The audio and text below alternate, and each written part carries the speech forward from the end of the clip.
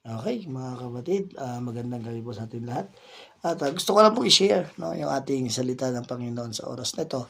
Ito po yung sabi niya na inuna po dito yung wives, no. Sa Ephesians chapter 5 verse 22, sabi niya, "For wives, this means submit to your husband as to the Lord, no.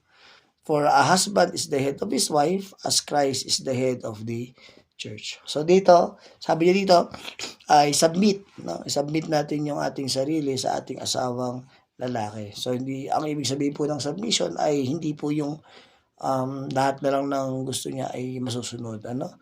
Kundi magkaroon din kayo ng time to talk, pwede kang magbigay ng suggestions, no? But yung pinaka decision ay dun pa rin sa husband, no? At for a husband is the head of his wife, as Christ is the head of the church. He is the savior of his body, the church, 'di ba? Kasi parang si Lord Jesus Christ kasi, 'di ba, siya yung nagse-save.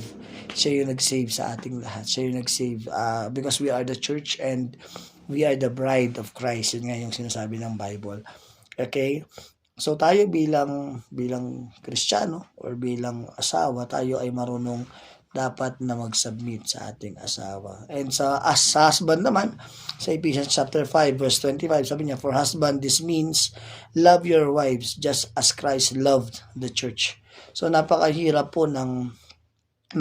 po ng tungkulin ng isang asawang lalaki sa kanyang asawang babae. Dahil ang sabi niya doon, love your wife as Christ loved the church. So ano nga ba yung ginawa ni Kristo?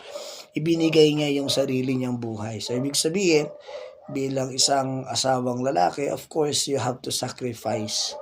No, you have to sacrifice for your family, for your wife, lalong-lalo na. No, you have to sacrifice and make everything, no? Kaya nga tinawag tayong ulo ng tahanan or ulo ng sambahayan sapagkat tayo yung nag-iisip.